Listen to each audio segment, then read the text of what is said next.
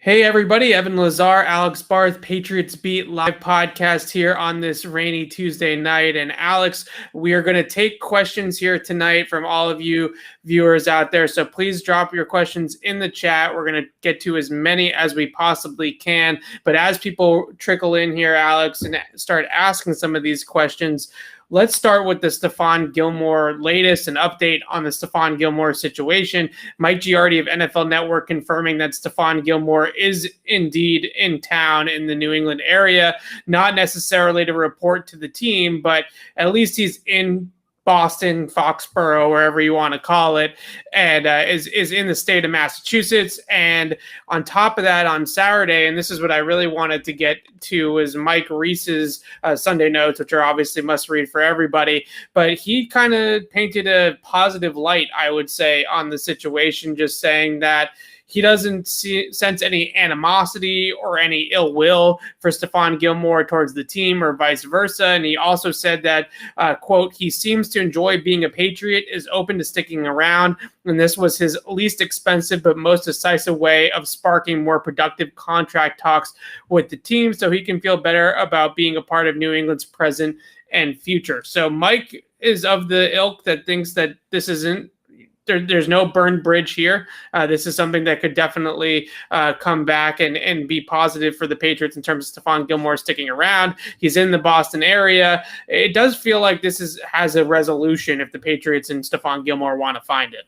Yeah, and I mean, we've talked about this before, how important Gilmore is to the Patriots this year. And I don't know that the Patriots can afford to not find common ground. I don't know that they can afford to test him and call his bluff and not bring him back. They need him if they want to compete this year. He's arguably the most important player on the team, what he means for the defense. The depth at the cornerback position is not what it has been the last 2 or 3 years. They need him back. They have to figure out a way to get him back, and I think he knows that. Yeah, I think that he has all the leverage in the world right now. And Stephon Gilmore is looking at this roster and saying, look, J.C. Jackson's a nice 1B right now to me. Is he a true number one guy that can shut down his matchup every single week and basically let you play 10 on 10, right, on the other right. Players on the roster or whatever you want to call it, and just say, Stephon Gilmore's got Stephon Diggs this week. Everybody else worry about everyone else, right? You know, that sort of thing. And the game planning situation for the Patriots is always, they get to Wednesday and they say, Stephon Gilmore, you have this guy. This is what we're going to do against everybody else on the offensive side of the football. And this sort of goes back to like even Ty Law or Darrelle Revis or other shutdown corners that the Patriots have had that have allowed them to play like that and allow them to be aggressive and play a lot of cover one, knowing that they didn't have to roll that safety in that direction or play with 2 deep safeties to protect over the top. So many schematic advantages to having Stephon Gilmore on the Patriots roster. And it does sound like the contract resolution does exist. Like, there is a path to getting this done. The comp that we keep on hearing is that Darius Slay contract, that 3 for $16 million per year, somewhere around $50.5 million over the entire life of the contract if it reaches all of its incentives and stuff like that, total value. About $26 million guaranteed. I think that's maybe a little bit rich for a player of his age, but somewhere in that $14 to $16 million range if we're talking extension. But I do think the interesting question on top of the extension question is, what do they do if it's just a short-term solution in terms of, like last year, how they gave him a little bit of a salary bump, right? How far do you go if you're just looking to get him back in the building for 2021? I mean, I think that has to be an option because it's better than not getting him back at all. And I would argue a 1-year deal is better than, say, a 4 or 5 year deal, just given his age. You know, you'll have cap space next year, and it projects to be a strong cornerback class. We'll see how much that actually happens. You don't know who's going to sign extensions, et cetera, but it looks to be a strong cornerback class next year. So you have that in play. You can dip back to the draft again. I think you need to worry about this year. And it's a long-term need one way or the other, right? Gilmore coming back, not coming back doesn't change much. If you lose J.C. Jackson, it certainly becomes even more pressing, but I don't think that they can necessarily look at it in terms of, well, you know, and I know they like to take the 5-year approach. You can't do that here. You need to do what's best for the team right now, and then you figure it out down the road. Yeah, the uncharacteristically aggressive offseason goes up in flames if Stephon Gilmore is not on the Patriots, right? Yes. It feels like he is the missing piece. He is the last piece of the puzzle that wasn't out there at mini camp. It feels like he needs to be out there. How about this question though? We kind of start some of these questions again. If you have questions, this is a live Q&A edition of the show, so please drop them in the chat, and we're going to get to as many as we possibly can. This is more of a take than a question, but we can spin it into a question. What about JC Jackson, the long-term future with the Patriots? Because it does feel, I think JC Jackson has proven to be a little bit of a better player than Malcolm Butler, but it does feel a little bit like the Malcolm Butler situation where you don't want to overpay Jackson. You don't want to, just because you found him as an undrafted gem, you don't want to pay that, right? You want to make sure you're paying the production. But what does a long-term plan with JC Jackson here in New England look like? A contract, what does that look like? And would you be open to having him stick around if he's going to get 14 to 16 million, that kind of CB1 type of money? Yeah, I would. And I don't hate this plan, right? If Jackson becomes your new number one and then you draft somebody top 60 pick, that guy becomes your number 2 corner. Maybe Juwan Williams even turns the corner, becomes your number 2. The guy you draft becomes your number 3. There's a number of ways to go with it. And this is a cop-out here, but so much of it is going to depend on, I think, how he plays this year. I think they want to see what he does this year, what he looks like, before they make any long-term commitment to him. If he has another strong year, if he's a top 20 corner in football again, which I think he was last year, then they're going to pay him like one. If he takes a step back, then I think that they would rather go in with all that extra money, and they'll have a lot of extra money, and find 2 new corners instead of 1 between free agency and the draft. I will address real quick, it's a follow-up to this question, Evan, if you can find it in the chat, from King Wally, whatever that says. I apologize if I got that wrong. What about Jonathan Jones? So, just to clarify, because I've seen this too, people say, why do they need another second corner? They've got Jonathan Jones. He's very good. Jonathan Jones is a very, very good player. One of their best finds at corner. That extension he signed 2 years ago is a great, great freaking deal by this team.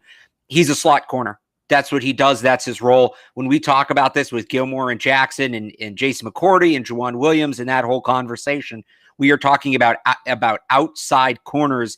I don't know that you're playing Jonathan Jones on the outside. I just don't think that's putting him to his strengths. I don't think that's the best use of him if he's going to be on the team. I think he's your number 1 slot corner. He is a number 1 slot corner. If it ain't broke, don't fix it. I wouldn't touch it. I wouldn't move him from that spot. Yeah, Jonathan Jones is slot corner, absolutely. So we're talking about outside corners, not inside corners. I do see a lot of people saying that we forget about Jonathan Jones in this conversation. No one's forgetting about Jonathan Jones, just a different position. I want to bring it back to JC Jackson, though, quickly, and just talk about, I think JC Jackson, from everything that he has said, now some of the ball hawk stuff, maybe not so much. I think that's a little bit too Asante Samuel if JC Jackson wants to get paid by the Patriots. But the one thing that he continuously says and backs it up with his participation in the offseason program is this is a player that absolutely loves to practice. He loves practice, and he works hard at his craft behind the scenes. And when the cameras aren't there, he was out there this spring at OTAs and at minicamp, but even at voluntary workouts too. He was out there for most of those. So for a player that is playing right now on a restricted free agent tender because he went undrafted, and it is a pay bump, but it's nowhere near his market value. He showed up in the spring to go to voluntary workouts and is out there working on his craft. He's not trying to hold out. He's not saying that Stephon Gilmore, what he's doing is wrong, but just from JC Jackson's perspective only, he is out there working on his craft. He is practicing with the team in the offseason in these voluntary workouts. He talked about it a lot last season, how he just loves to practice, loves to play football, even in practice or in a game. And those types of guys that put in that kind of effort, that do the right thing for the team, that don't care necessarily about their contract. Because JC Jackson very well could sit back and say, hey, I had 8 interceptions last year. You're paying me, what, $3 million, I think it is, on his restricted free agent tender right now. I want more money, right? I deserve more money. I can earn more money. Instead, he is looking to cash in terms of betting on himself and going out there and having another big year and then worrying about his money next offseason. So he's taking the right approach to get paid by the Patriots. And I think guys in the past at that cornerback position that haven't gotten paid, not all of them, Darrelle Revis, Aqib Talib, those guys just got big money elsewhere that the Patriots are never going to match. But talking about Asante Samuel, for example, who I do think has a little bit of sort of a comp for J.C. Jackson in terms of playing style. Both those guys do like to hunt the football a little bit, play a little bit more off and press man coverage to sort of hunt those interceptions and ball hawk, as Jackson would call it. I think Asante Samuel overstayed his welcome because of his attitude. Right. And if J.C. Jackson continues to have this type of positive attitude, then I think that I think the Patriots will be open to paying him. And I think that should be a good thing for everybody, is that Jackson really fits this system as a man coverage corner. He plays the way that they want him to play, physical, good ball skills, all that type of stuff. And then on top of that, practices hard, shows up, participates, does all the right things behind the scenes. I think he's a Patriot type of player, and I wouldn't be surprised if they paid him. So maybe that is what we're looking at, is a Stephon Gilmore sort of signing getting a little bit of a bonus or getting a little bit of a raise for this 2021 season. The Patriots paying J.C. Jackson next offseason, moving on from Gilmore, drafting somebody. Exactly what we thought that they were going to do this offseason, Alex. Maybe it just all kind of comes to fruition next offseason. Yeah, and I think that makes more sense, right? We talked about this during the draft, that there wasn't necessarily the opportunity there for them to take that corner. Maybe in the first round if they don't take Mac Jones, but they needed a quarterback. That was the right pick. And then you just saw this massive run on corners. They trade up to get Barmore, who they really liked. And then by the time they're on the clock again at 96, the cornerback tree had really been picked clean. There weren't a lot of guys left. Guys went way above where they were supposed to go. So, and it wasn't necessarily a strong year for cornerbacks in free agency either. This wasn't the year to need a cornerback. And they, at least to this point, they made sure that they didn't need a cornerback, at least like really instantly need a cornerback this year. So I think that, when we go into next year, we've talked about this plenty. We'll talk about it more when we get to next offseason. Cornerback and tackle, those are the positions. That's what we're going to be talking about. Those are two things that they maybe kind of pushed to the back burner, got short-term fixes for this offseason that we'll talk about as potential long-term needs next year. Yeah, once they lost out on Patrick Surtain and J.C. Horn, it felt a little bit difficult. Who are you going to take at 15 at corner? Probably nobody, right? And that sort of gap, I think, between those top two guys and the rest of the cornerback class this year was pretty wide. So I can sort of understand why they didn't go corner in the top 50, especially after they make, like you said, the Mac Jones pick. It really just doesn't make sense after that to go and get somebody that might not be exactly a scheme fit or has some injury concerns like some of the guys that went after that, things of that nature. Sticking to the cornerback pass defense conversation, this is an interesting question just in terms of playing more zone coverage if they were to move on from Gilmore, trade him, whatever, the case may be because of the contract dispute.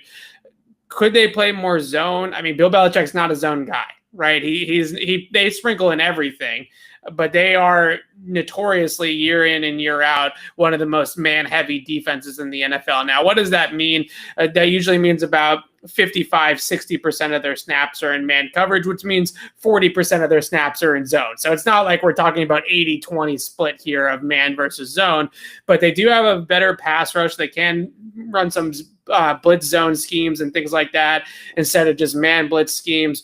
But in terms of playing more zone, do you like that idea, Alex, if they don't have Stephon Gilmore to kind of protect their secondary a little bit more? We've seen the bend don't break stuff a little bit in the past when their secondaries have been a little weaker.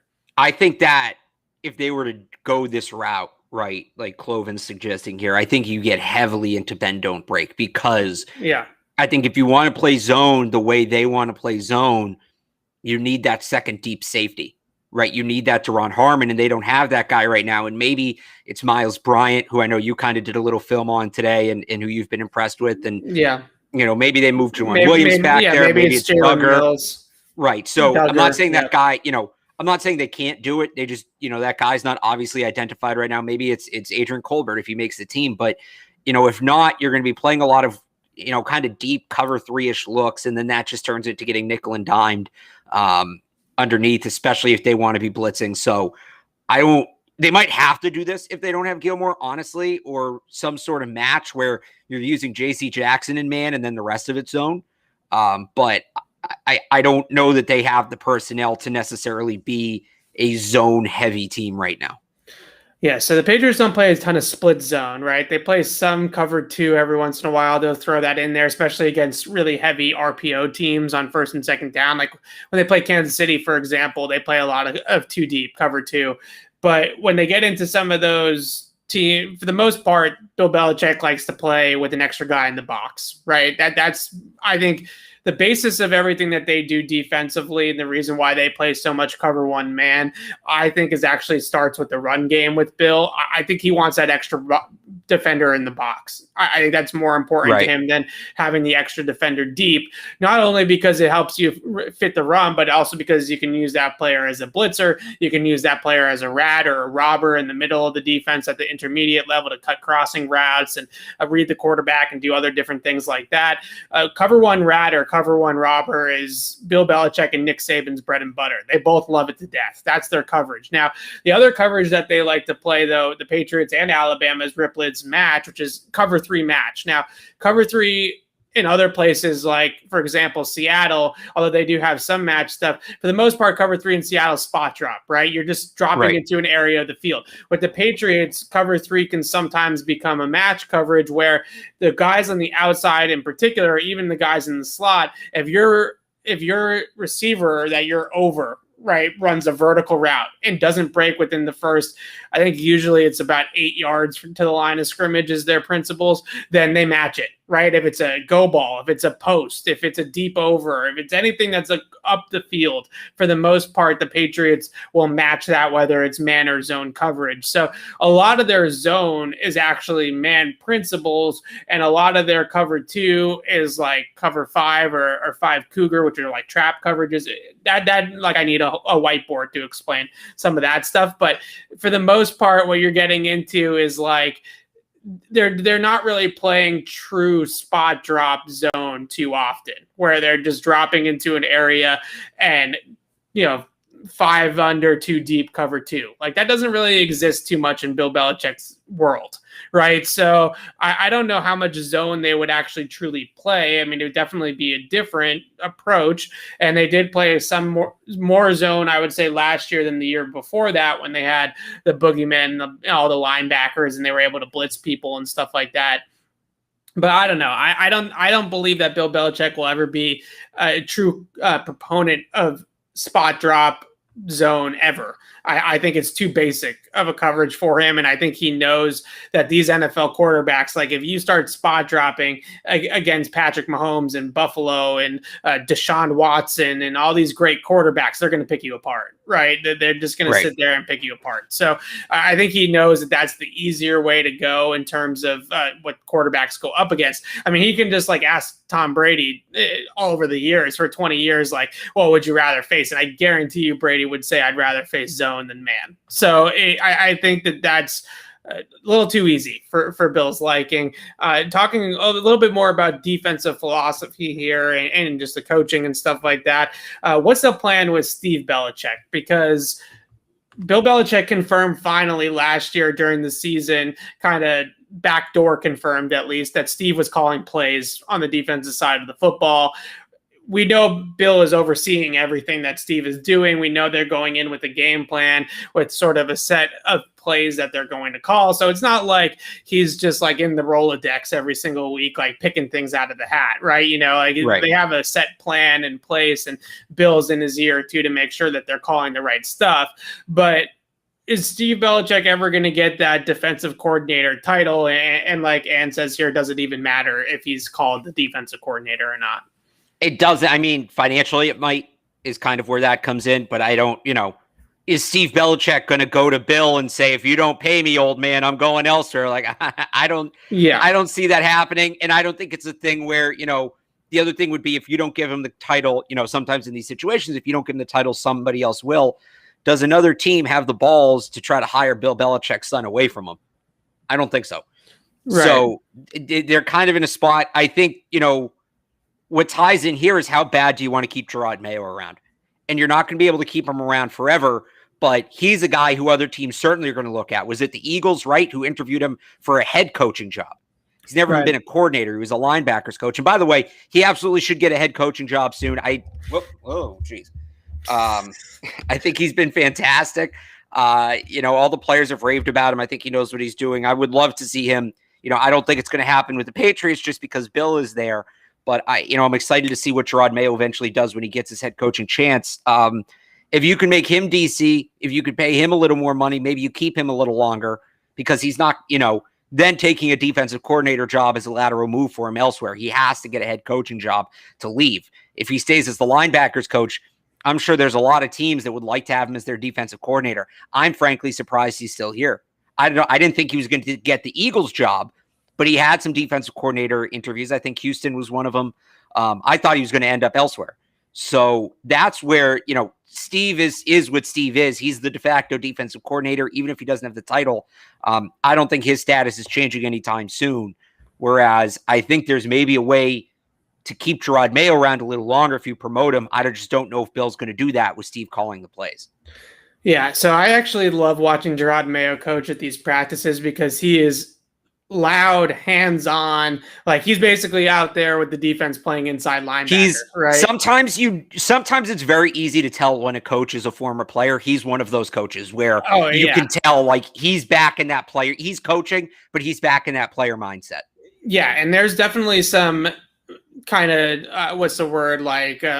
group think here, right? Where Gerard Mayo's handling a lot of the front seven responsibilities, a lot of the blitz calls, a lot of the substitution stuff. A lot of that is still coming from Gerard Mayo as well. So there's a lot of kind of help that Steve Belichick gets from Gerard Mayo, I would say, in a lot of these situations. Now, I definitely think that there's a conversation to be had if you're Gerard Mayo moving on from the Patriots. As much as this is the team that made him, this is the team that drafted him, this is the team that he played for his entire professional career, and now he's coaching for.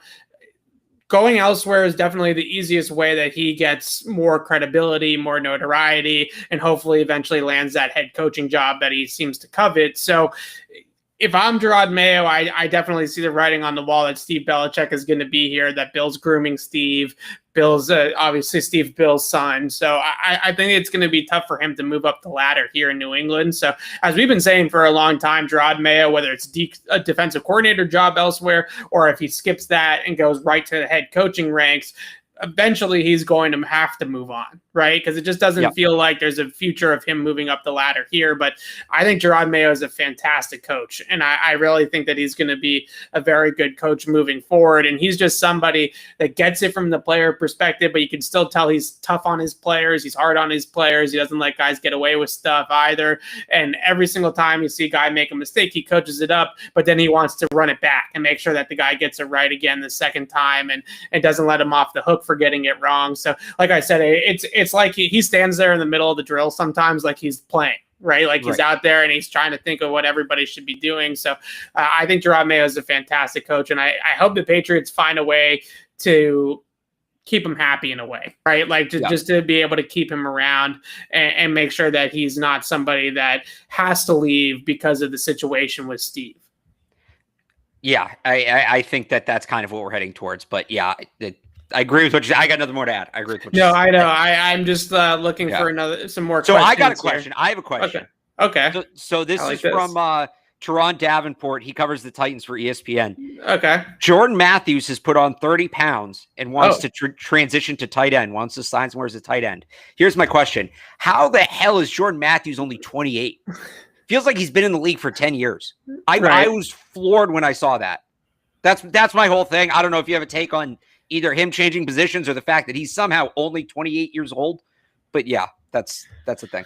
It's interesting because, it's interesting for two reasons. And one, we can sort of lead into one of these questions. The first one is that everybody always has this conversation of just these bigger receivers that don't run really crisp routes, that don't have great footwork, that don't have good speed, I'll just add 20 pounds and play tight end, right? That's always like the default for N'Keal Harry. That's always the default, right? Right. Will he be a really good tight end?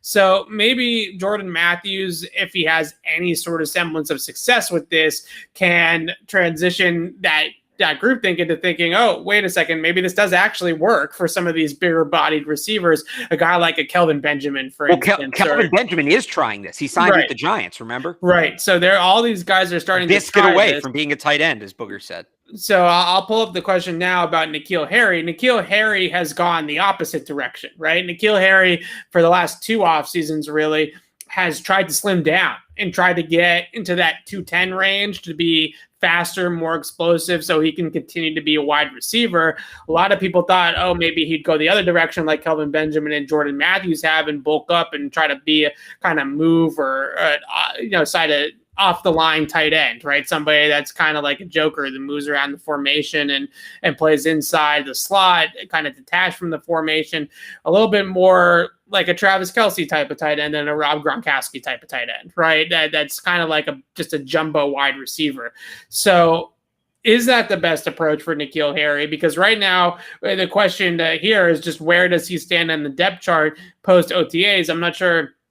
It's kind of hard to tell where exactly he'd be on the depth chart, but it's pretty clear that I think he's the 4th guy at the very least, right? I mean, Nelson Aguilar, Kendrick Bourne, Jacoby Myers are your top 3. I think N'Keal's number 4 at best. Well, I would say, we can tweak this a little bit. Instead of depth chart, if you talk about, odds to make the team, if you want to rank receivers by odds to make the team, he's 5th because those 3 guys you just mentioned, and then Gunnar might not be ahead of him on a hypothetical wide receiver depth chart, but I think there's a better chance Gunnar makes the team than he does because he's an all-pro punt returner. Right.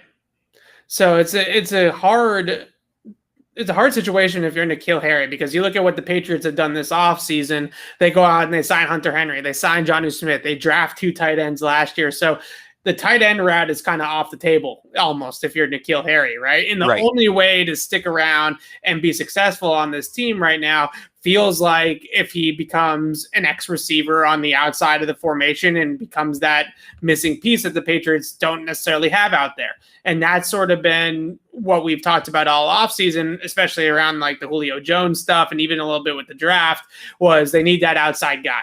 Right. They have Nelson Aguilar who can stretch the field. They have these tight ends in the middle of the field, Bourne, Myers, more slot guys. But who's the guy that's just going to be one-on-one on the outside on the boundary with some size and speed? That has to be N'Keal Harry, or they have to get creative with it. And it's Aguilar playing a little bit out of position, or it's Hunter Henry playing as an X receiver, or Jonnu Smith playing as an X receiver. So N'Keal sees that opening and is trying to step into it. The question is he going to be able to do anything more than what he's done so far in his first couple of years in the league? So I don't know. I think that this is a interesting breakdown for Jordan Matthews, Kelvin Benjamin, guys like that have gone the other direction. I think N'Keal just saw the writing on the wall that he wasn't going to make it as a tight end, even if he went in that direction. And he had no real choice but to try to slim down, become more explosive, and play on the outside. Yeah, it's tricky. And again, too, because I've talked about this, I don't know that what N'Keal's strengths are what the Patriots are looking for wide receiver anymore.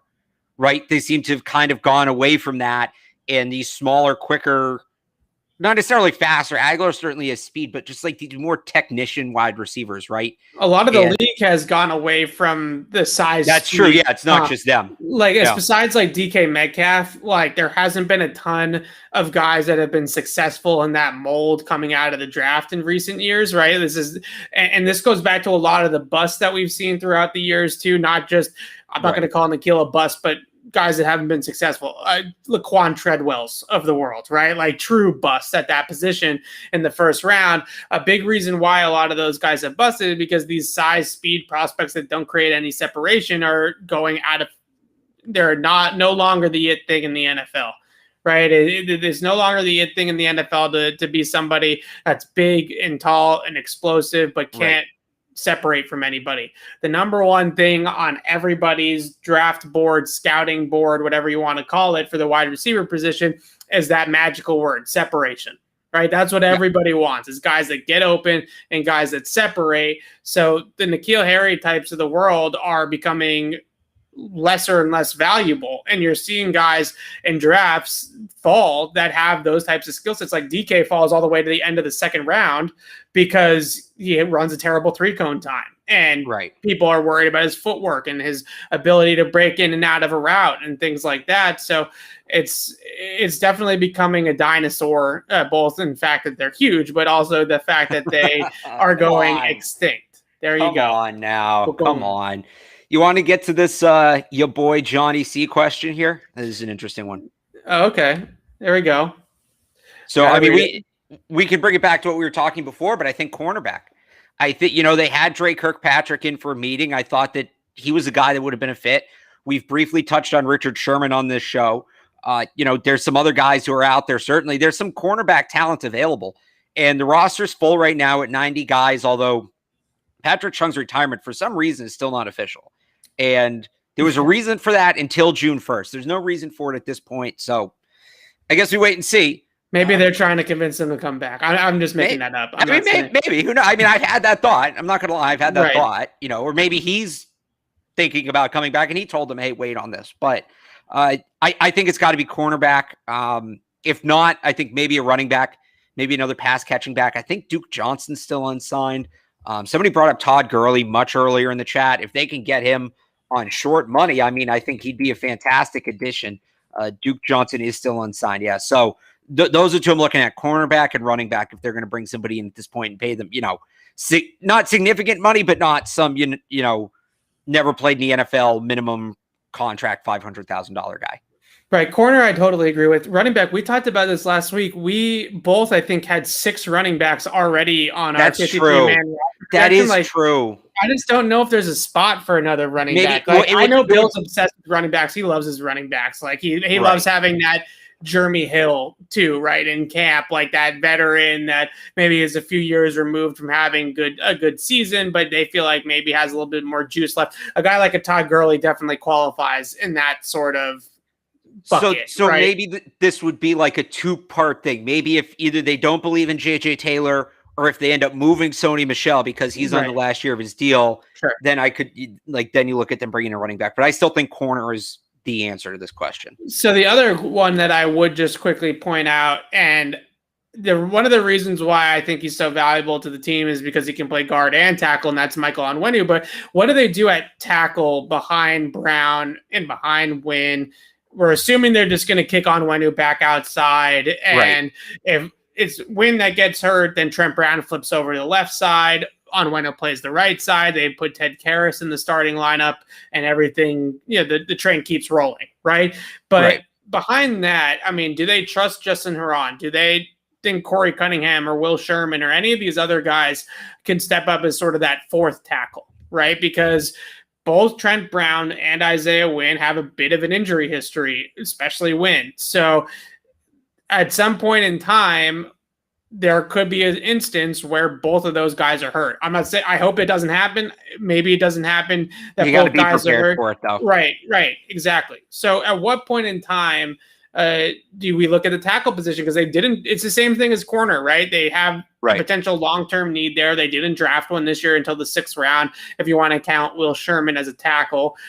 Do they look at that spot and say, we need another veteran, just a guy that has some experience? Because Corey Cunningham has been on the roster for 2 years now or something like that, but they never actually trusted him to play in a game other than when they were desperate and absolutely needed him to play in a game.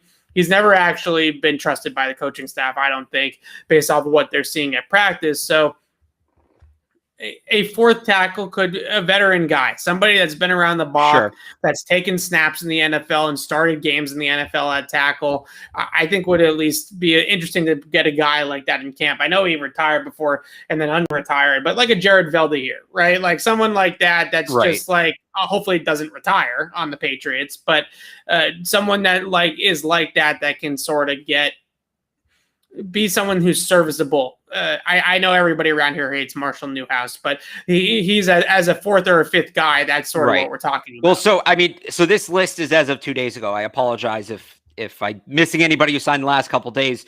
Morgan Moses, Russell Okung, Rick Wagner, DeMar Dotson. Again, if any of these guys, because I think some of these DeMar guys Dotson's played some good football in the past. He's old. I want to say he's like 36 or something like that. You said a veteran. I mean, I think if you're going with the young guy, Heron showed me enough last year. Yeah. I trust him in that role. So all right, I'll agree with you there. Like, okay. I think I trust Justin Heron enough there to be the fourth tackle. Like, obviously on when is the first guy up to go outside and play tackle. If he's going to be, because Brown and Wynn got hurt and they have to throw somebody in there, then sure. I don't know. The tackle position is one position where we saw it with Marshall Newhouse, right? When you have a weak spot at one of the tackle spots, it brings down the whole offensive line, right? The whole offense. Yeah. The whole thing can kind of crater. So you definitely want to have as much depth there as possible. And I don't know how much they really do have there unless they truly, really trust a guy like Justin Heron. All right. Yep. Real quick, I would add deep safety too. If they could add another deep safety, I think maybe it could be Colbert. I like him, but not necessarily another box safety, but specifically a guy who you can throw on the back end like a Duron Harmon and play next to Devin McCourty. Duron Harmon he got released right by the Detroit Lions and then signed by the Falcons. Is he a free agent? I mean, if they could just straight up sign Duron Harmon. He signed with Atlanta. I actually looked at this a couple weeks ago because I was really surprised when he became a free agent that they didn't kick the tires and give him. They didn't. I was told that they never even called Duron Harmon and made him an offer. So they like somebody in that role that we're not. I think it is. My theory's always been Duggar, that they're going to play Duggar a little bit more on the back end. I mean, who else maybe would it's it be? Jalen Mills. Maybe that's the guy that they think can play back there. Maybe Miles Bryant. Right. Maybe somebody like Miles Bryant. I don't know. But they feel like their Duron Harmon days are that type of guy are over. At least for Duron Shows Harmon. what I know. Yeah, my lighters pounding the table for 2 years that they didn't replace the guy. I know. I mean, I definitely think they feel like they need to replace that skill set, but I think they already feel like they have. You think they have the guy in house? Okay. Oh, interesting. We'll see. Let's talk about Damian Harris because I think the sky's the limit for Damian Harris, especially with this offensive line, and I'm really excited to see what he can do.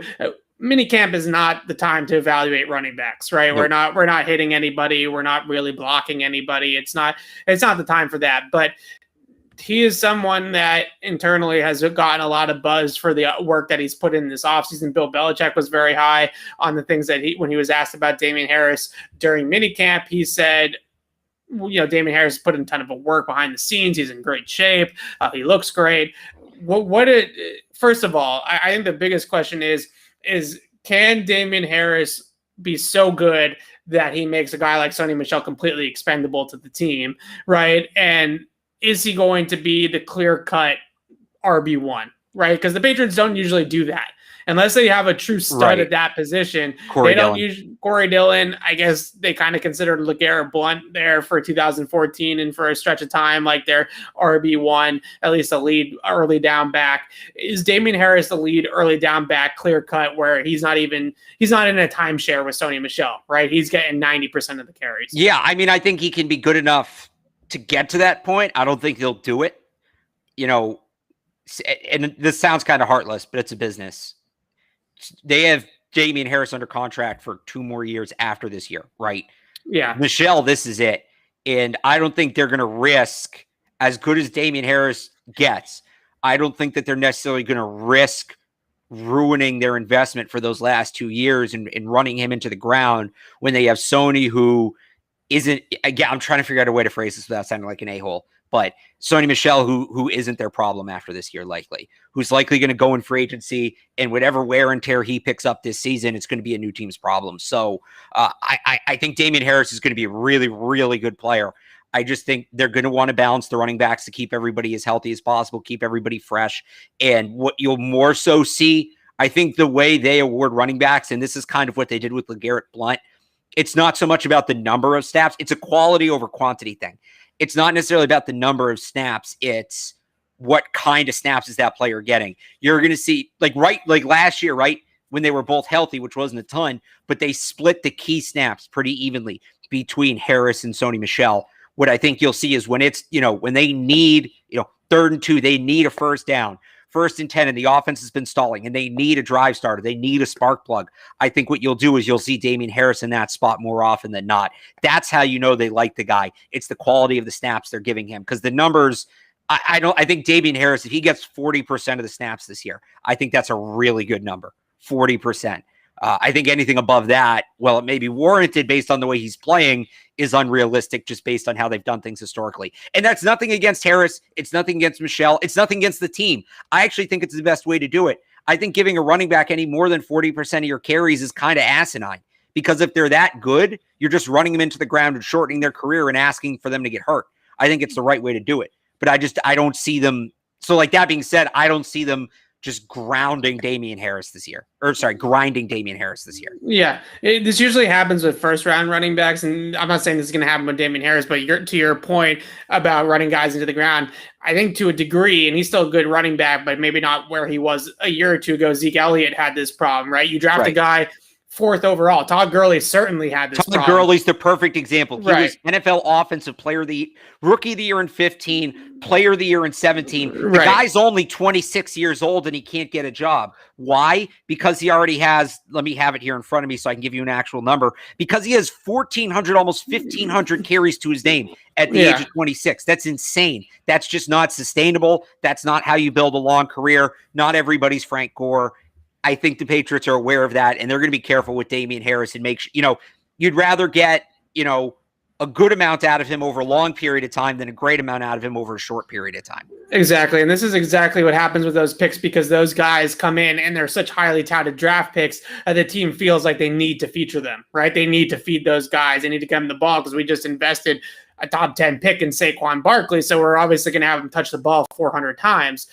With Damien Harris, what I'm fascinated to see is, let's say they're in it late in the season, they're actually in the playoff hunt, they're in the mix, maybe they're going to the postseason. Do they turn the keys over to Damien Harris from week 12 on? Right? Do they kind of make it a timeshare early on in the season, let Sony Michel get his carries? Maybe they let JJ Taylor get some carries or get some run in there as well. But when push comes to shove and the cards are down and it's wild card weekend, or it's a win or go home week 17 game or something like that, I think that's the time where I want to really see, are they going to run Damien Harris 30 times? Right? Is that the time he can go out there and shine? I guess that's what I'm saying. So and again, this isn't necessarily the scenario, but let's put this hypothetical out there that Damien Harris just proves to be such a better back, and he's the clear number one, right? And you looked at the last couple of weeks of the season, and let's say they need all these games. Week 16 against Buffalo, heavy Damien Harris. Week 17 against Jacksonville, it may be something where in that game, even though it's a big game in itself, because Jacksonville's not as good of a team, maybe that's a Sony heavy game just to give Damien Harris a week off and let him rest. And then you go back to him week 18 against Miami, right, which would be a big game and probably a better opponent. So again, I think I hate to say this, I think it's almost kind of a load management thing like the Celtics. It totally is. It's not about just give him all the carries. It's about pick your spots where you're getting the most bang for your buck, and you just sort of expand that a little bit based on how well he's running.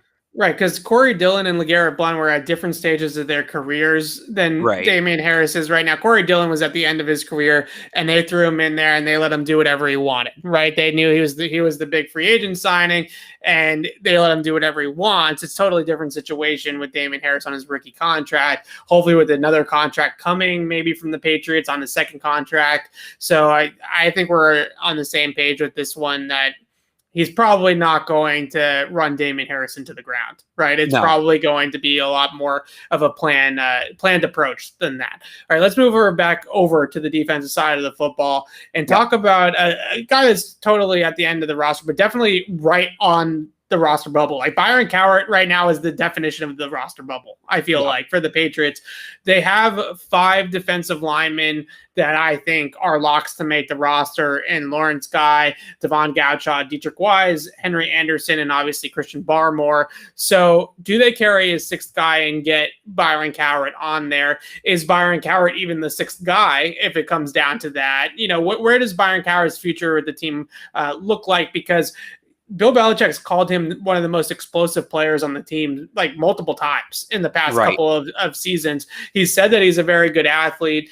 We know that he can really come off the ball and is a very strong player at the point of attack, but there seems to be a lot of guys that they want to work in. Like I just mentioned, those top 5 guys. So where do we get in with Byron Cowart? You know, where does he fit in? Is he going to be on this team? All that type of stuff. Right. Yeah. So, I mean, just him not being at minicamp, like maybe he's a Foxborough flu guy. It's very, very early to say that, but I'll just throw that out there.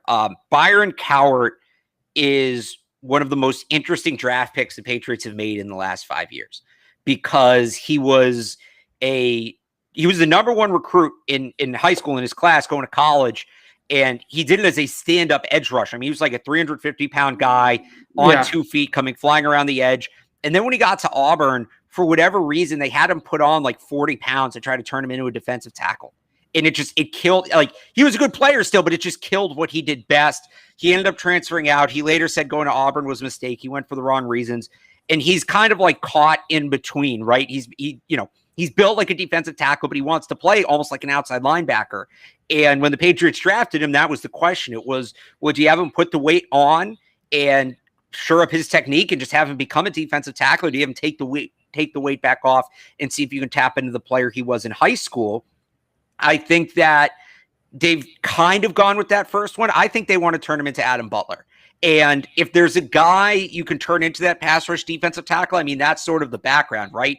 He learned how to be a pass rusher, and then he put on the size after. So I think they'd love to have somebody in that role. If they're not super confident in Christian Barmore, he's probably the next best option on the roster for that role right now. So I certainly think there's a path, but it comes down to, and we talked about it last week, I can give you a path to the roster for about 70 players. Right. There's a bunch of guys here who will all help this team one way or the other. You can't keep all of them. Do you want to keep, it comes down to, do you want to keep your second pass rush tackle in Byron Cowart?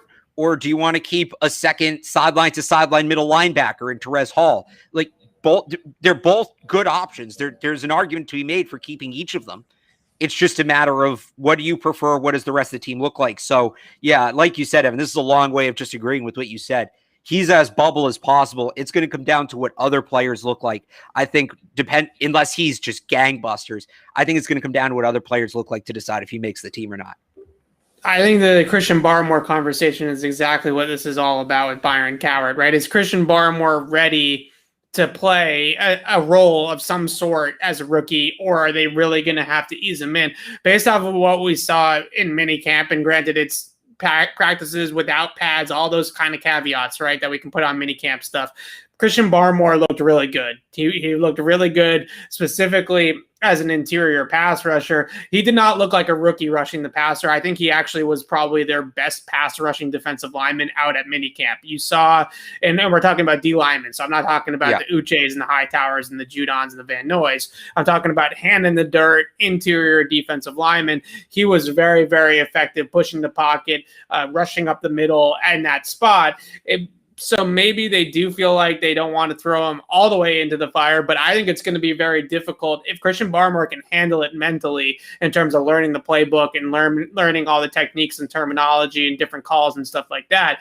It's going to be hard to keep a guy that talented off the field when the Patriots aren't exactly, it's not like they're lining up like Aaron Donald and J.J. Watt and all these guys on the defensive line, right? So I feel like they want Barmore. Similarly, I think with both their top draft picks, like with Mac Jones too, they want those guys to take the jobs, right? They want those guys to step in and take those jobs right away. It'll be up to Barmore, I think, a lot of the case with Byron Cowart. And I also would say, and this is something that we might not be able to know as well as the coaches would know, obviously, is how much 4 down do they actually want to play? And do they want to have that in their back pocket, right? Or do they want to truly just be a 3 down or less type of team? Because if they don't want to play much 4 down, then I don't think they need a big body necessarily on the defensive line.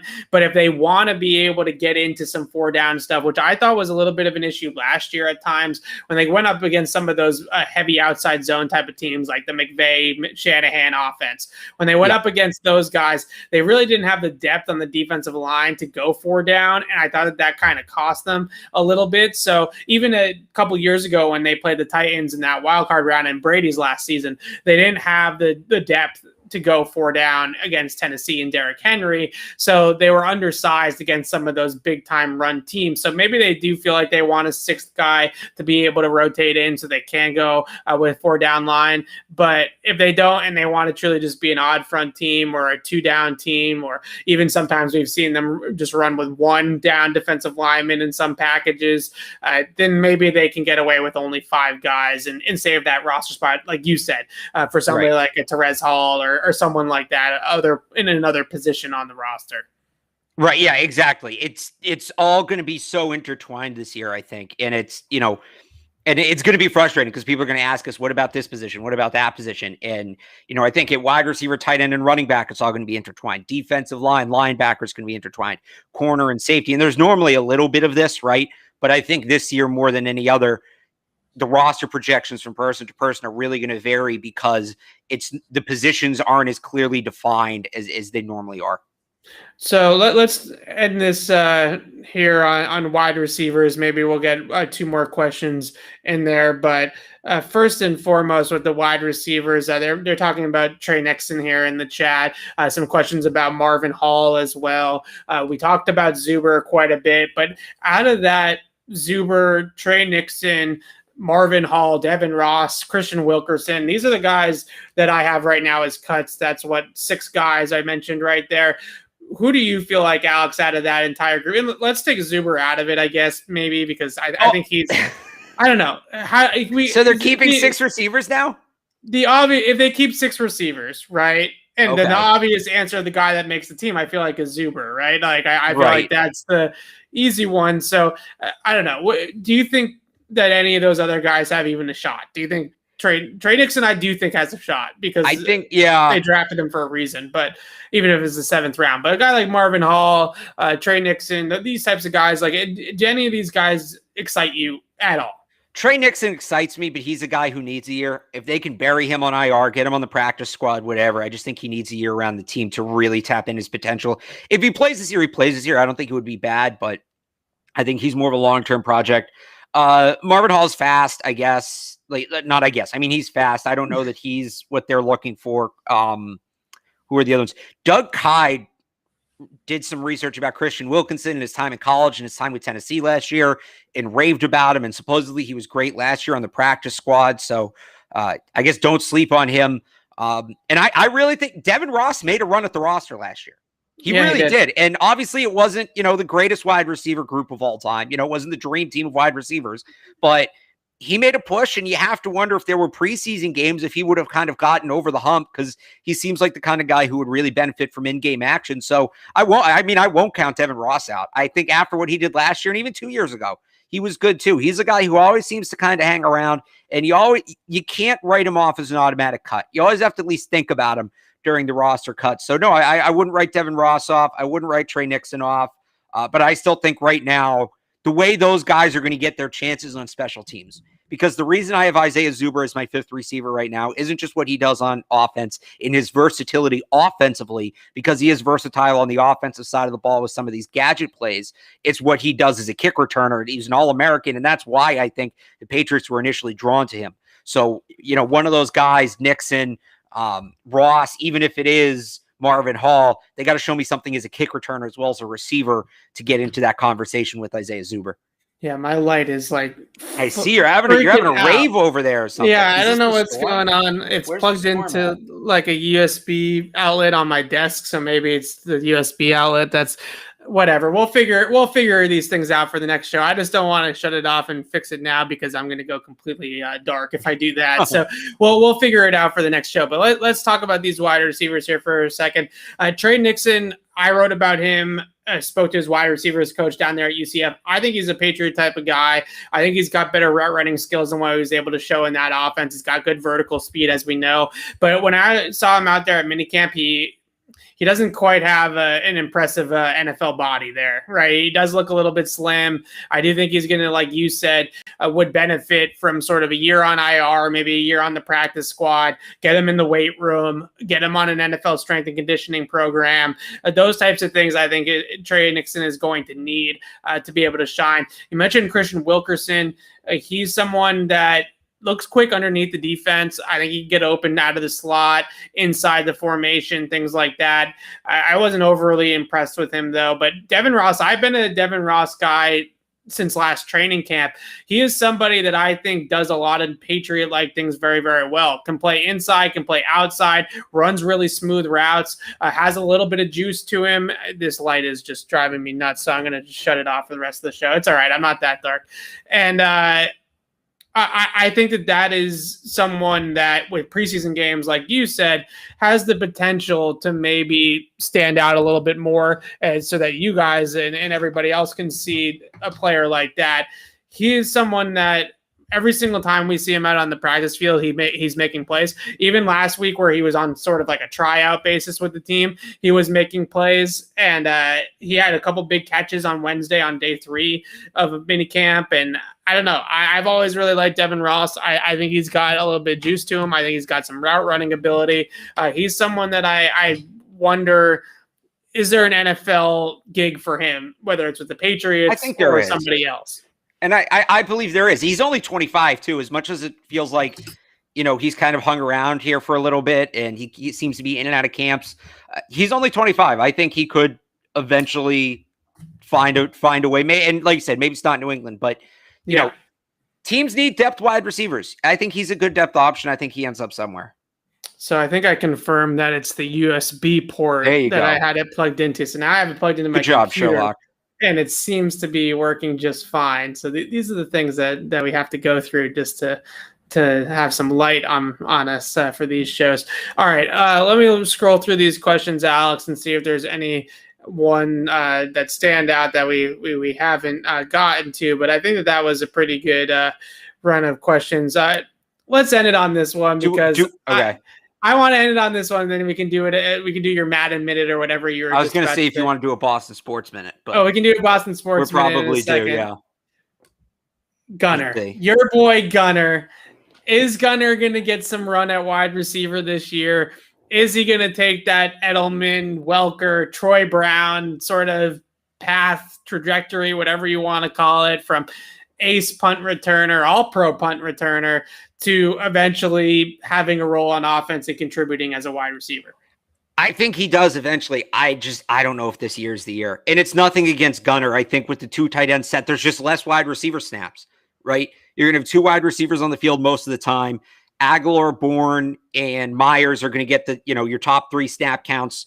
So even if Gunner's the 4th guy, even if they let Harry go and Gunner's the 4th guy, and then it's just Zuber, who's kind of a gadget player, that's still probably, 20% of the offensive snaps, and that feels high. So I think he gets more than he did last year, and he looks like he's still improving. He's still growing. He had a strong camp. So I'm not totally writing Gunner off as a wide receiver, but I just, if you're what was it, 2013, where Edelman popped on the scene and went from like 16 catches to 87 catches, right? I think something like that. Yeah. This isn't his 2013. This isn't Gunner's 2013. This isn't his year where he arrives like Edelman did the season after Welker left.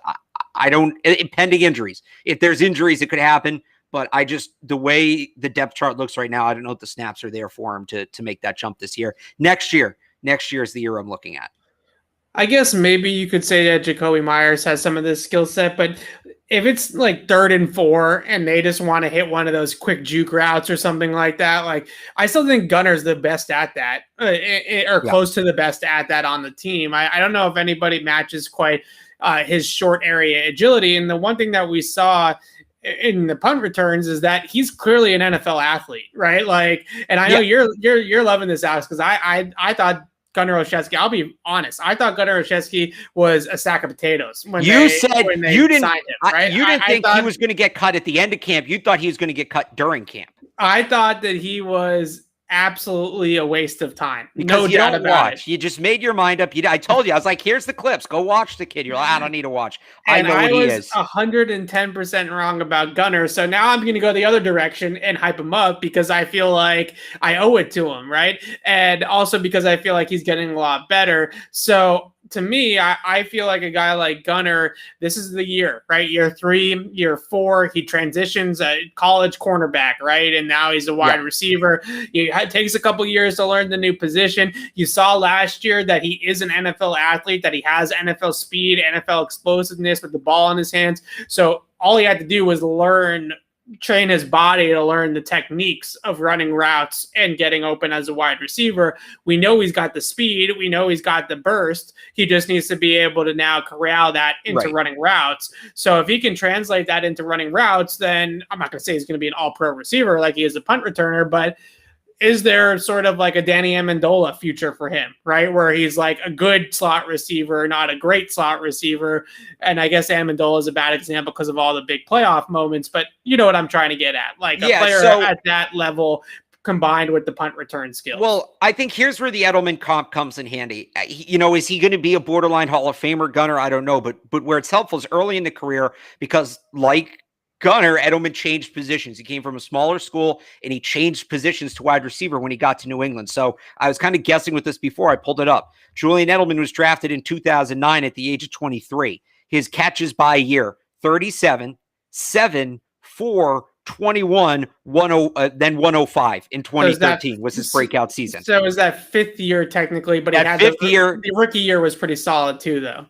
37 for 359, I guess. Yeah, but it was that fifth year where he really broke out, right? Right. At the age of 27. So for the record, Gunner's going into his third year. He's at the age of 24. So he doesn't, if you follow the Edelman plan, and no two players are the same, but if you follow the Edelman plan, the Edelman timeline, he's still got a couple of years before he really breaks out. Okay, so I will get to the Boston Sportsman in a second, but I really like this question too. Yeah. I hate pitting guys on the team against each other, but just for argument's sake, we are in the middle of June, so we have nothing else to freaking talk about. Uche or Duggar, who has a higher ceiling, more upside, whatever cliche you want to use? So I think, as a football player, if we were just doing rate this guy on a scale of 1 to 100 of how good he is at football, I think it's Josh Uche. But we've seen this before time and time again where pass rushers maybe don't hit their potential in New England because of their scheme. Chandler Jones being the prime example of that. Good player here, but had to go to Arizona to truly tap into what he could do. So that being said, I think Kyle Duggar, and then it's the opposite with defensive backs in New England. They get the most out of these guys. Defensive backs come to New England and they just shine like they can't anywhere else. So that's not to say I think Duggar's a bad player. I think Uche has higher NFL upside, but I think Duggar in the Patriots system is just such a perfect fit. I think they're going to get the most out of him. I think he's also more likely to get a second contract in New England. So, if you're asking this in terms of whose jersey should I buy, it's Duggar. If you're asking this in terms of who's going to have a higher Madden rating in 6 years, it's Josh Uche. Okay, so the way I look at this is both are uber talented and fantastic athletes. And yeah, by the way, both of them crazy high upside. It sucks we got to compare them because both of them are total finds. Along with Christian Barmore. So this is a really good young nucleus to have if you're the Patriots. I think Barmore, Duggar, Uche is as good as it gets across the league just for young defensive talent on your team. Now, I think what it's going to ultimately come down to, and what it often does, is both these guys are super athletes, very, very talented, explosive, hard-hitting, quick off-the-ball type of players, but which one has better feel and instincts for the game, right? I think that's going to be sort of the difference maker, is which guy has a higher IQ, which guy has better field instincts, awareness, that kind of stuff. And that's where I do think Duggar might eventually edge out Uche, which is why I think maybe he has a little bit of a higher ceiling, is the way that I look at Duggar, especially in college, but even with the Patriots last year, is a guy that already was wearing multiple hats, already was around the ball a lot, already was making on-ball production with tackles and things like that against the run. I feel like he has a lot of football instincts, and I think he's going to be around the football a ton. So maybe Uche is going to be more disruptive in the short term. Maybe Uche has a little bit more production in terms of quarterback pressures or sacks or something like that. But Yeah. I think Duggar is going to be around the football a ton. And I really hope, I've been saying it all offseason, they mentioned Rodney Harrison, and I got super excited that the Patriots are thinking more Rodney Harrison kind of mold than Patrick Chung mold with Kyle Duggar, right? I want to see Kyle Duggar roaming. I want to see him free to do whatever he wants and kind of feel things out and anticipate and go after the football. I think that's going to be a whole lot of, both these guys are going to be studs for the Patriots. It's a great question, because it's great that they're both on the Patriots roster, right, along with Barmore, who I mentioned as well. I think all three of those guys, and I think eventually Ronnie Perkins might be in this conversation too, as well, as sort of that young nucleus of Patriots talent. They got J.C. Jackson, who's relatively young, to play the back end as well on the outside. For outside corners, Miles Bryant, I think, is going to be around for a while too, as sort of that slot guy, next guy to Jonathan Jones eventually. So you're that high on I thought I was high on Miles Bryant. You're very high on Miles Bryant. I think that between, I also don't know how you're. Go ahead. I was going to say, I don't know how you're listing all this young talent. You don't mention Cam McGrone. McGrone too, yeah. I mean, it's hard. I forgot about McGrone because I keep on forgetting about him because he's probably not going to play this year, right? So I'm not thinking about him in terms of the 2021 team. But sure, Cam McGrone, Barmore, Perkins, Uche, Duggar, Miles Bryant, I think deserves to be in that conversation, as well as somebody that's going to contribute for a while for the Patriots. All those guys are, J.C. Jackson too, I think is still under the age of like 25, 26. I mean, all these players are under the age of 25, maybe, which is pretty crazy to think about. J.C. Jackson turns 26 in November. Okay, so they're all under the age of 26. We can cap it there. That's a very good nucleus to have under the age of 26. And if they can develop some of these guys, I think all of these guys, to me, maybe not, we can't go there yet with McGrone because we haven't even seen him even in non-padded practices. I think all those guys are going to be NFL starters. I think some of them have the potential to be even more than just an average NFL starter, and that's going to be really exciting. Do you want to do the Boston Sports Minute? We can talk about the Celtics a little bit, the Red Sox, if you want, but the Celtics right now, I feel like is the number one topic. I was listening to your station the other day, and 98.5 The Sports Hub, and that was what they were talking about pretty much the whole time, was the Celtics and all this Brad Stevens and Kemba Walker trades and stuff like that. Yeah, so I think with that trade, I get why they did it. I've been a big Kemba Walker fan since he was at UConn, so it sucks it didn't work out here. To me, that trade is the first in what should be a series of events. They don't all have to be trades, but a series of events. And Adam Himmelsbach had a report, and he reported a couple things from the trade that. This doesn't necessarily mean Tristan Thompson's time in Boston is done. They viewed Moses Brown more as a financial piece than a building block. I don't know how I feel about either of those. That they feel more likely to re-sign Evan Fournier. I kind of keep going back and forth on that. On one hand, it's like, well, you better get Evan Fournier back because you're thin at guard. But on the other hand, and I know there's a way to go, but they don't have a ton of assets to add players this year. They're in better shape long term, but this year right now, they're shaping up for their backcourt to be Marcus Smart and Evan Fournier. And I love Marcus Smart. I'm one of the few people left who really loves Marcus Smart, but I think he's best as a sixth man. I don't know about that as your starting backcourt, even with Tatum and Brown. And I'm just worried one more bad year, right? You got Jason Tatum going to the Olympics. He's going to get recruited heavily. I'm starting to worry about what his future is. So the Celtics are in an interesting place. I think the coaching hire is very important. I think it's very encouraging that they're letting Jason Tatum, Jaylen Brown, and Smart have a say. From Jared Weiss from The Athletic, and he had the great piece on everything that went on behind the scenes with Kemba, all of that. But I think that's important. It sounds like it's going to be Ime Udoka. I don't think he'd be a bad hire. I don't. I was a Sam Cassell guy. If it's Udoka, he was with the Nets. He knows how to win. He coached these guys in the World Cup. So if that's the hire, so be it. Those are kind of all my Celtics thoughts rolled into one.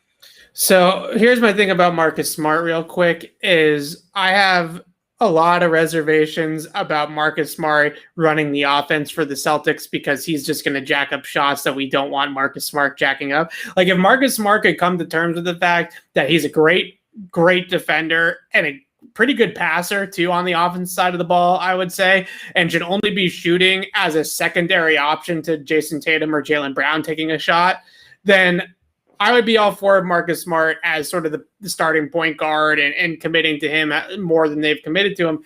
But I see Jason Tatum and I see Jaylen Brown, and I've heard what other guys have written on the beat, guys like Jared Weiss and those people at Himmelsbach that are way more plugged in than either of us.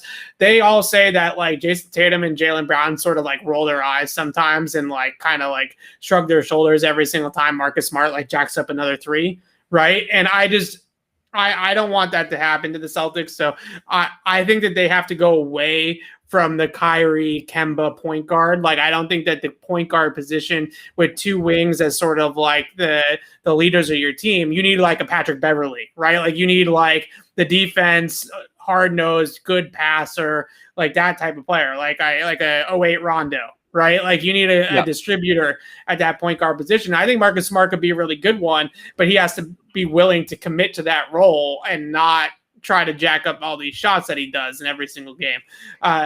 My take on the coaching hire, I like Udoka. I've always been a big Sam Cassell proponent as well. This other guy, though, interests me. I'm trying to remember his first name, and I'm trying to look it up. What's his last name? Ham. Darvin Ham. So from Milwaukee. I like Darvin Ham just because I think having Coach Ham would be cool, and I would love saying Coach Ham. Oh my God! You got it. Like, I'm not saying I don't mean to make fun of the guy, and like I do think he's a decent option, but also Coach Ham would be epic.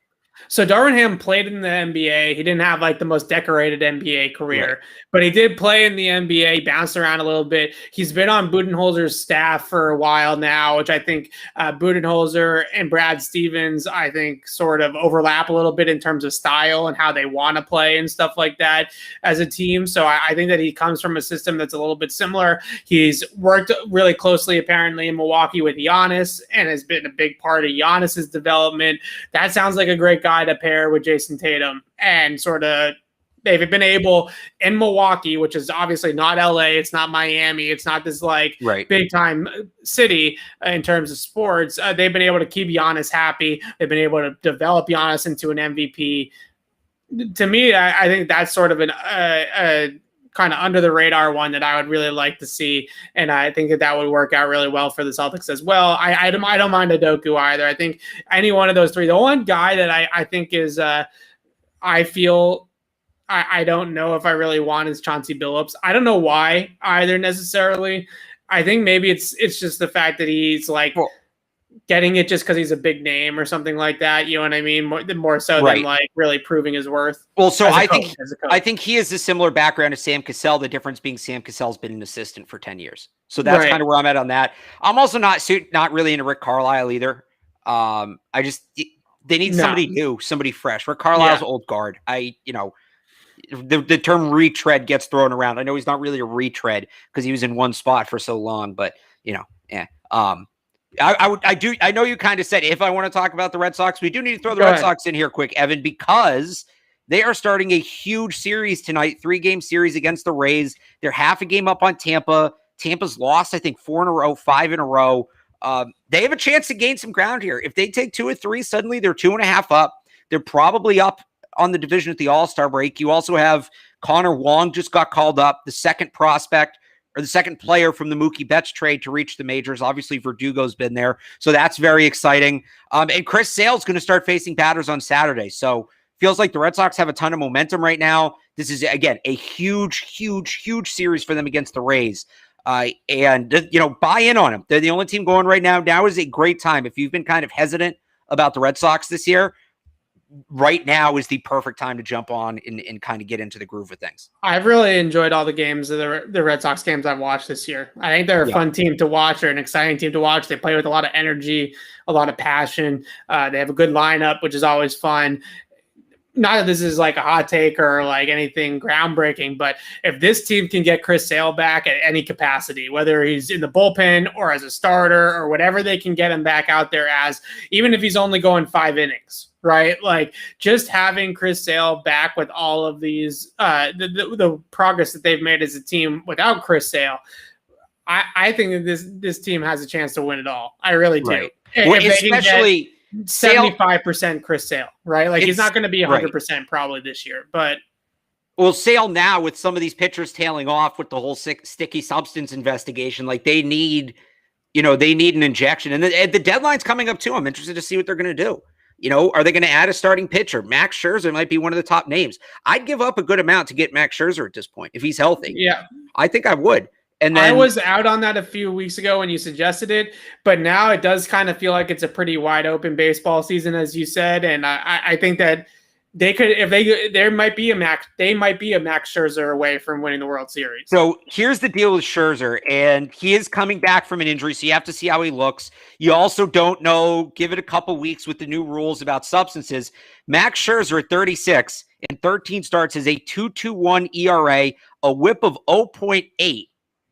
0.8 whip. So if you don't know, whip is walks and hits per innings pitched. He's allowing less than a runner per inning.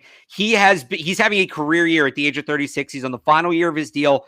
The Red Sox right now, to me, they are probably about on par with the Rays and the White Sox. They're maybe a step behind the Astros in the American League. If they had Max Scherzer, they're the best team in the American League. And I don't know that they're better than the Dodgers. I don't know that they're better than the Padres, even with Max Scherzer. But the point is, if you get to that stage, if you get to that final round, anything can happen. So I would, a Max Scherzer or a Max Scherzer type, I would absolutely invest. I'm not giving up Jarren Duran. I'm not giving up Tristan Casas. I'm not giving up Brian Mata. I'm not giving up the other pitcher who was up at the beginning of the year, whose name I'm blanking on.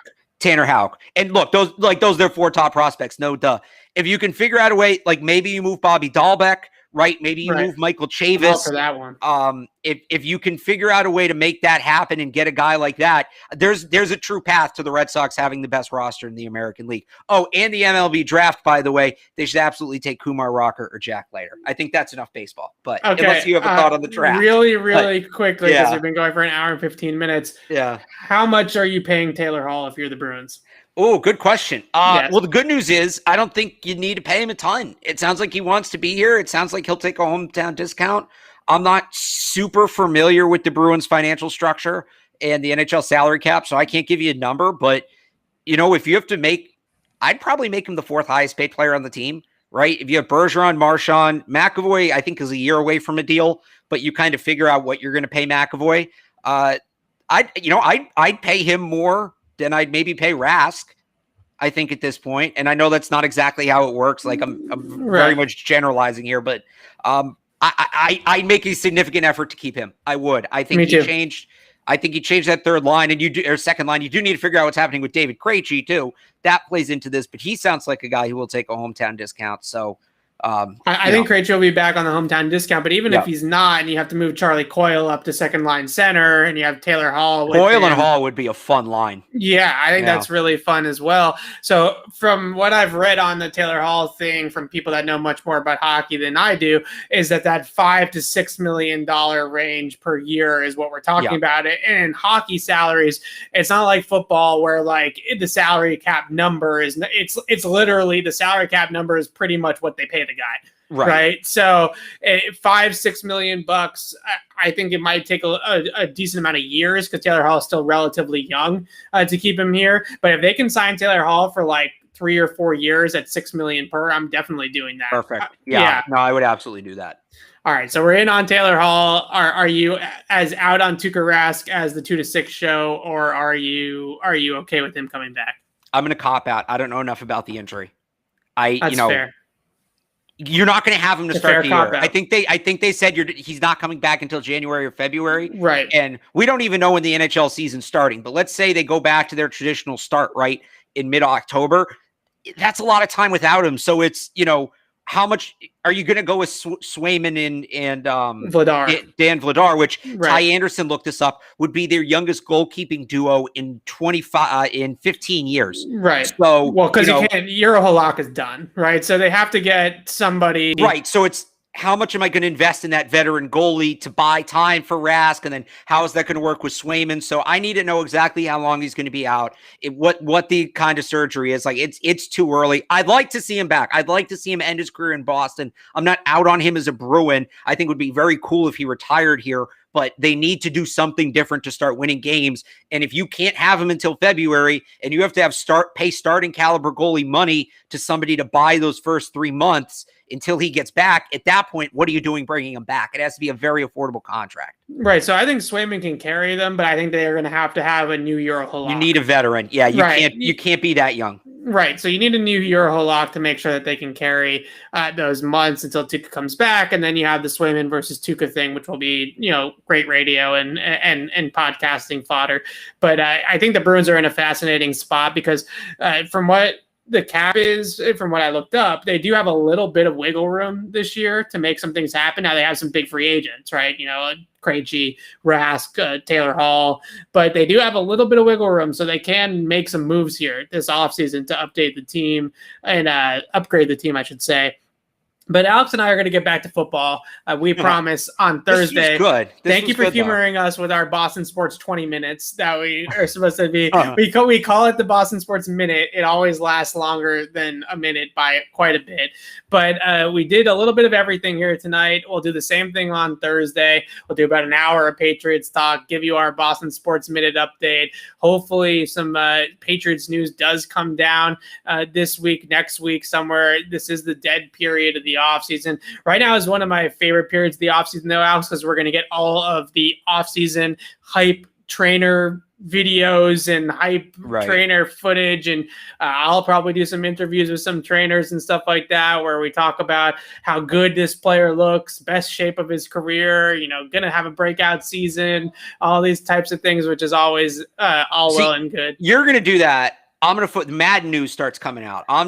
That's where my focus is going to be. So if you like Madden, follow me on Twitter. Okay. So Madden is Alex's territory. Come to me for the trainer stuff. We'll be back on Thursday night though, with another Patriots beat. We're going to do some roster breakdown as well. Maybe we'll take some questions again and we'll see you then. So thanks for tuning in, everybody. And we'll see you on Thursday night.